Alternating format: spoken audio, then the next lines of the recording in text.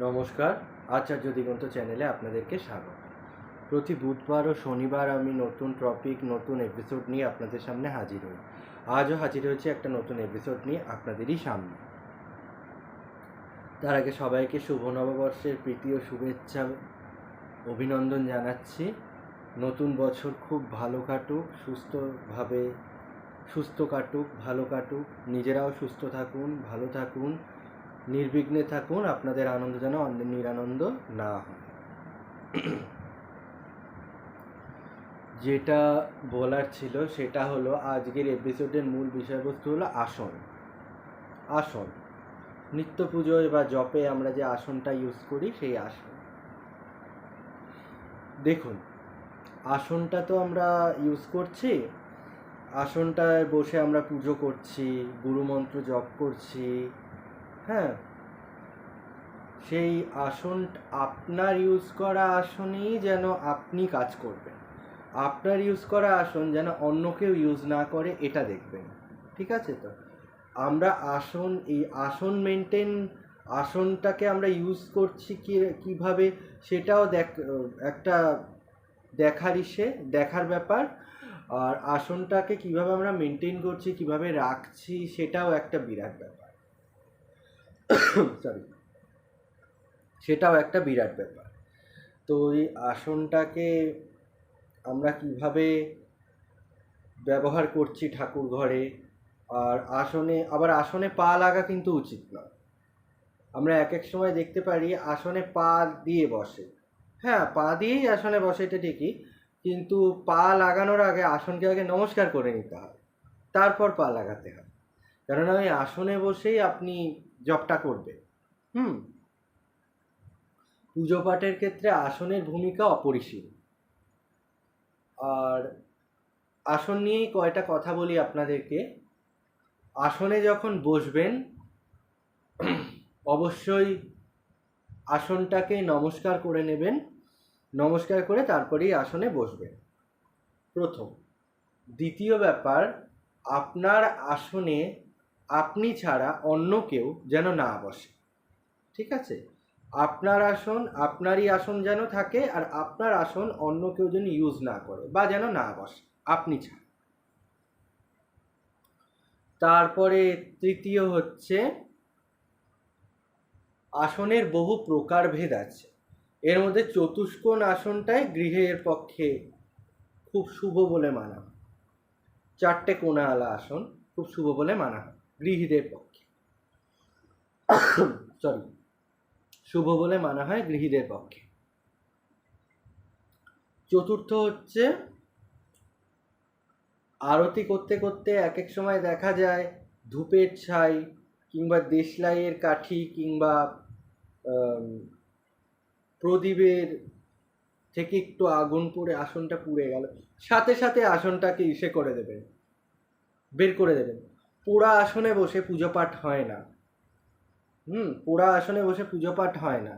এতে নেগেটিভ ঊর্জা বৃদ্ধি পায়, পজিটিভ দিক ধীরে ধীরে চলে যেতে থাকে, নেগেটিভ প্রভাব প্রচণ্ড পরিমাণে বৃদ্ধি পায়।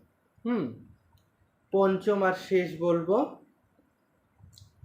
এক একজন বলেন যে এত পুজো পাঠ করি, ঠাকুর মুখ তুলে দেখে না, এত গুরুকে ডাকি, গুরুদেব আর মুখ তুলে দেখছে না, খারাপ সময় যেতেই চাইছে না, কি করে কি হবে ভগবান জানে। সরি, কি করে কি হবে ভগবান জানে, এইটা বলেন। আমি বলবো, দেখুন, যে আসনটায় বসে আপনারা জপ করছেন, পুজো করছেন, পাঠ করছেন, এক একজন তো আছে গীতা পাঠও করে, ভালো করুন। গুরুমন্ত্র জপ করছেন, ভালো কথা, করুন, আসনে বসেই তো করতে হয়, এগুলো করুন। পুজোটা যখন হয়ে যাচ্ছে, আসনটা তোলার আগে আসনটাতে একটু আসনটার একটা কোণ একটু কাত করে নিয়ে এক ফোঁটা একটু আর্নিক পাত্র বা কোষাকুষির থেকে একটু জল নিয়ে, হ্যাঁ, জল নিয়ে আসনটাকে আবার করে, পুজো যখন একদম কমপ্লিট হয়ে যাবে, আসনটার একটা কোণ তুলবেন, এক ফোঁটা জল দেবেন। এক একজনের বাড়িতে কোষাকুষি ইউজ হয়, এক একজনের বাড়িতে পঞ্চপাত্র ইউজ হয়, আমার যেরকম পঞ্চপাত্র, পঞ্চপাত্র থেকে মানে 1 চামচের মতো, পঞ্চপাত্রতে তো চামচই থাকে, চামচের মতো একটু জল ওতে দিয়ে দেবেন, দিয়ে আসনটা দিয়ে দেবেন, মানে ইসে করে, মানে ভাঁজ করে তো জলটা দিলেন, আবার আসনটা ওর মধ্যে ফেলে দেবেন, জলের মধ্যে ফেলে দেবেন, ফেলা হয়ে গেলে 3 বার ওং ইন্দ্রায় নমঃ, ওং ইন্দ্রায় নমঃ, ওং ইন্দ্রায় নমঃ বলে নমস্কার করবেন।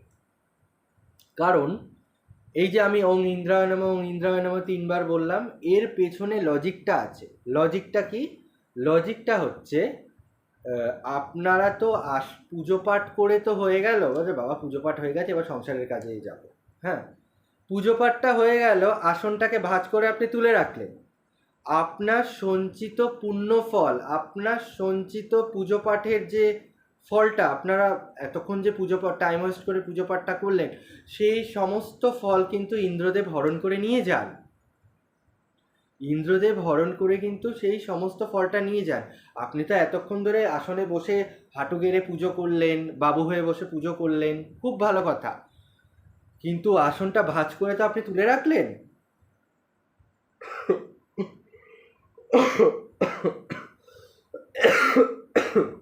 সরি, ঠান্ডা লেগেছে ভীষণ। তো আসনটাকে তো ভাঁজ করে পুজো হয়ে গেলে আপনি তুলে রাখলেন, সে আসনটাকে যে তুলে রাখলেন, সে সমস্ত পুণ্য ফলটা ইন্দ্রদেব শোষণ করে উনি নিয়ে চলে যান। এই কারণেই 3 বার আমার বলে দেওয়া আগের প্রসেসটা করে দেখবেন। হলপ করে বলতে পারি, আপনার পুজো পাঠের ফল আপনারা পাবেন।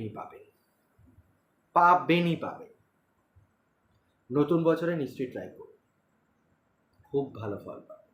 আর আরেকটা কথা, রবিবার দিন, কালকে রবিবার দিন পয়লা বৈশাখ পড়া ভীষণ ভালো, সরি, রবিবার দিন পয়লা বৈশাখে, মানে পয়লা বৈশাখটা পড়েছে কালকে, স্পেসিফিক্যালি 15ই এপ্রিলই পড়ে, 14ই এপ্রিলটা পড়েছে খুব ভালো, তারপর রবিবার, আগেরবার শনিবার পড়েছিল, কিছুই ভালো হয়নি, রবিবার ভীষণ ভালো, কারণ রবিবার দিনটা হলো জনার্দনের বার, নারায়ণের বার, শ্রী বিষ্ণুর বার, খুব ভালো, ভীষণ ভালো। আগাম আরেকবার সবাইকে বলছি, শুভ নববর্ষ, সুস্থ থাকুন, ভালো থাকুন, আনন্দে থাকুন, নির্বিঘ্নে থাকুন, আপনার আনন্দ যেন অন্যের নিরানন্দের কারণ না হয়। আজকের মতো এইটুকুই। জয় মাতারা, জয় গুরু বামদেব, নমস্কার, টেক কেয়ার, গুড নাইট, শুভরাত্রি, বাই।